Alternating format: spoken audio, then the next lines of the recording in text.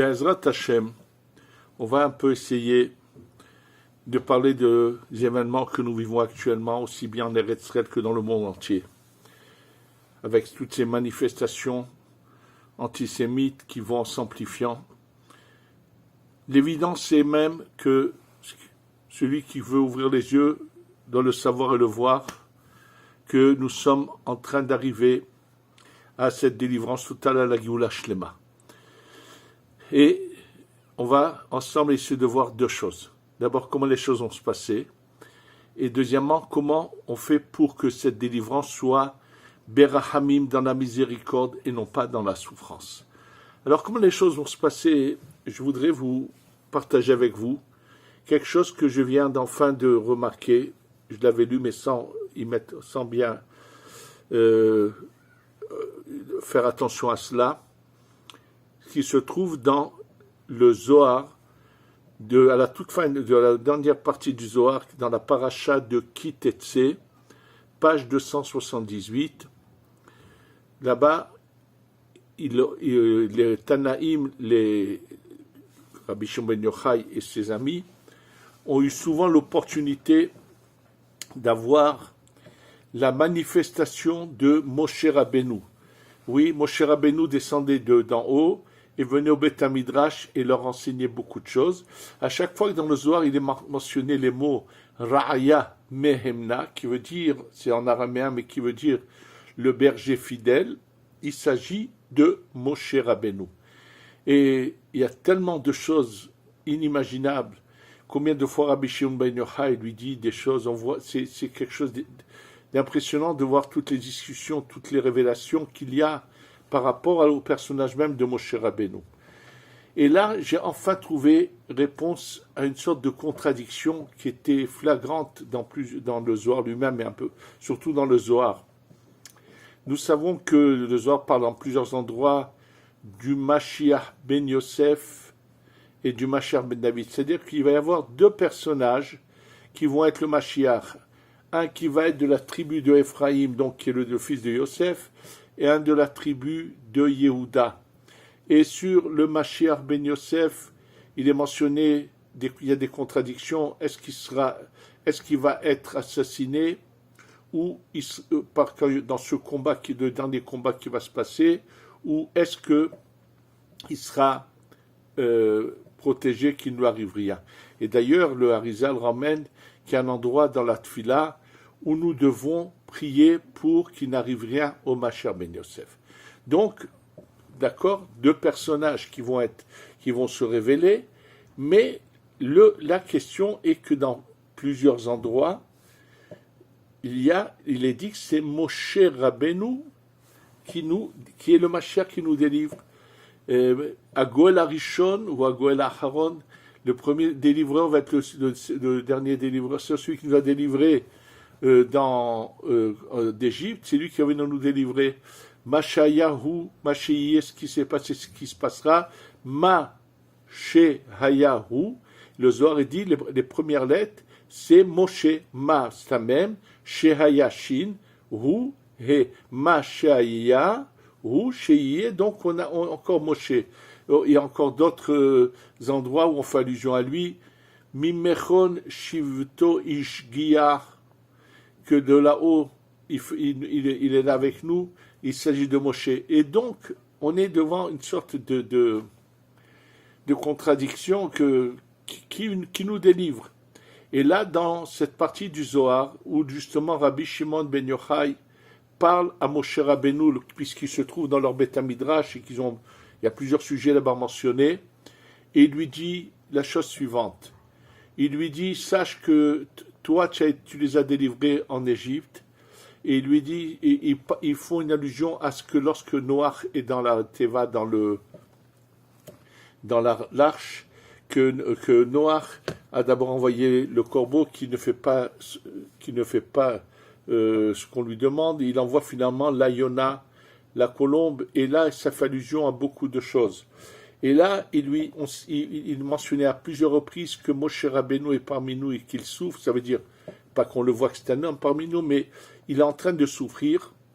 Et il lui dit, écoute bien, en Égypte, le peuple d'Israël était comme cette colombe, mais qui n'a pas d'ailes pour voler. Et toi et Aaron, vous étiez les deux ailes de la colombe qui avaient pris le peuple d'Israël et les avaient fait sortir. D'ailleurs, c'est marqué qu'ils sont sortis Beyad Moshe et Aaron, dans la main de Moshe et Aaron, c'est-à-dire comme si que de part et d'autre, Moshe Rabbeinu et Aaron les prennent par la main et les font sortir. Ça, c'est un passouk que de Masodé Sajatsu Beyad Moshe et Aaron, c'est un passouk dans la Torah. Et là, il lui dit, écoute bien, maintenant, dans cette Géoula qui va venir, il lui dit, tu vas venir, mais tu es comme cette colombe qui n'a pas d'aile et qui ne peut pas voler, et le Mashiach ben Yosef et le Mashiach ben David vont être un peu tes ailes, vont être un peu tes bras, tes droite et gauche, et vont venir avec toi. Donc, il en ressort clairement qu'il y a Moshe, et il y a également ses accompagnateurs. Donc, c'est une évidence que ces personnages vont être d'imminents érudits en Torah, mais ce qu'on pourrait essayer de comprendre, puisque c'est Moshe qui arrive avec et accompagné, quel est le symbole, l'image qui nous est donné ici? Et je pense que le symbole qui nous est donné ici est là pour justement nous expliquer comment faire pour que cette phase finale de la délivrance se passe sans la souffrance et dans la douceur, dans la rahamim, dans la pitié, dans la miséricorde. Puisque actuellement nous assistons d'abord ici en Israël, malheureusement, à ces innombrables soldats qui tombent, à ce qui s'est passé depuis Simchat Torah. C'est c'est pénible comme tout. Comment peut-on changer le cours des choses? Et après, on parlera de ce qui se passe à l'étranger et ce à quoi les gens doivent se préparer et comprendre. La Gemara dans Masechet Shabbat nous dit que qu'est-ce qui fait que le monde existe, c'est-à-dire qu'il n'est pas détruit. Qu'est-ce qui fait exister le monde? C'est la buée de la bouche qui sort, c'est-à-dire les paroles de Torah qui sortent des enfants. Mi Perolion Kim, Isat Taoz, c'est Alpi Haval Piem Shel Tinokot Shel Bret Rabban. Ce sont grâce à l'étude de la Torah de ces enfants-là qui étudient la Torah et que c'est eux qui font exister le monde. Et là, sur place, les rabbanim, un dialogue, et ta Torah, moi et la tienne. Il lui dit oui, et ta Torah, la moi et la tienne, n'ont pas ce pouvoir. Pourquoi? Parce que ces enfants ont une bouche qui est pure. Une bouche pure, chaque parole qui sort a le pouvoir de faire que le monde existe. Nous fait remarquer le Chafetz Chaim, il dit, pense à une chose, que ces rabbanim de cette époque, ce sont des rabbanim qui sont bien sûr d'imminents kabbalistes, de grands mekoubalim, et que lorsque eux étudient avec quelle pensée, avec quelle lumière font-ils descendre, et pourtant, dit le Chafetz Chaim, avec toute leur grandeur, leur Torah n'a pas le même pouvoir que celle de la bouche des enfants. Et pourquoi? C'est parce que la bouche des enfants, c'est Haval She'en Bohet. C'est d'une buée qui sort de leur bouche, ces paroles, sans faute. Et là, je voudrais vous faire remarquer quelque chose. Je pense que c'est ça le problème que nous avons actuellement. Il s'agit, bien sûr, de cette époque où l'enfant, dès qu'il ouvrait les yeux, dès qu'il savait commencer à parler, à lire, on l'envoyait commencer à étudier la Torah, Aleph, Bet, la lecture et ensuite l'étude même de la Torah. Ces enfants allaient étudier leur Torah, prenaient leur repas et ne sortaient de leur bouche jamais une parole qu'il ne faut pas dire. Leurs yeux étaient protégés, ils ne voyaient jamais ce qu'il ne faut pas voir. Et donc, ils étaient dans une sorte de pureté, de sainteté, qui fait que leurs paroles avaient un pouvoir sans pareil. C'est de cela qu'il s'agit. Malheureusement, aujourd'hui, on a perdu un peu cela. Et c'est ça notre grand malheur. C'est qu'aujourd'hui, comment pourrez-nous montrer des enfants qui sont totalement dans la pureté, la sainteté, sans avoir, depuis qu'ils ouvrent les yeux, un appareil devant eux où ils peuvent voir des fois les pires des horreurs. Donc il n'y a plus cette pureté.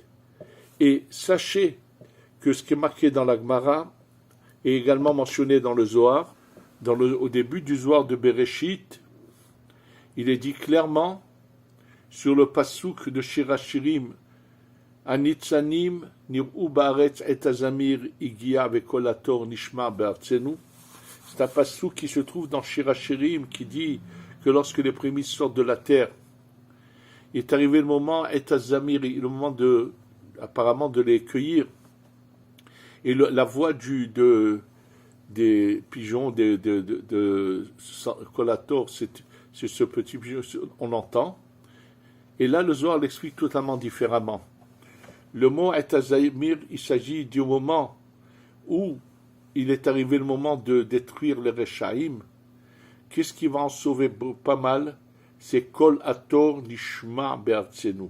La voix de ces enfants qui étudient la Torah peuvent sauver même les Rechaïm. C'est ce qu'on voit. Ça veut dire que, quand on parle ici, bien sûr, il ne s'agit pas de ce que selon à quoi nous assistons actuellement, mais je vais tout de suite expliquer ce que veut dire les paroles du Zohar. Et là, on voit qu'aujourd'hui, ce qui pourrait nous sauver, c'est de prendre des enfants qui sont Baruch Hashem protégés, et s'il le fallait leur donner des cadeaux, leur donner je ne sais quoi, pour les encourager à lire des Tehillim non-stop. Moi, je me souviens, dans mon enfance, bien sûr, on n'avait pas tous ces appareils, on était loin de tout cela. Lorsque la guerre des 6 jours allait éclater, on savait que Israël était entouré de toutes les nations arabes, toutes les armées arabes, et qu'il y avait un danger d'existence pour tous, ceux qui vivaient en Eretz Israël. Ça nous avait tous ébranlés, bien sûr, et je me rappelle avec quelle ferveur on passait notre temps à lire des Tehillim pour sauver le Ham Israël. Il faudrait qu'on arrive à regrouper des enfants pour faire la même chose. Des enfants qui, justement, sont encore purs, qui lisent des Tehillim, c'est sûr que c'est cela qui va aider à ce que le Ham Israël soit sauvé. C'est-à-dire que la délivrance se fasse sans souffrance. Il faut comprendre qu'aujourd'hui, on a besoin de cela, parce que si vous voyez ce qui se passe, la situation, bien sûr, ici en Eretz Israël, nous sommes dans un combat qu'on espère qu'il se finisse au plus tôt, où Hachem va totalement anéantir nos ennemis, tous ces barbares de partout. Et je voudrais encore redire, nous sommes dans un monde de mensonges, où on est capable de parler, de faire de l'hypocrisie, comme ils l'ont fait avec le boucher de Téhéran, qui est mort dans un accident, et comme ils le font actuellement. Et sachez que malheureusement, les gens ne se rendent pas compte qu'il se passe exactement les mêmes symptômes qu'il y a eu avant 39-45, comment en Allemagne nazie, on a commencé petit à petit à développer l'antisémitisme.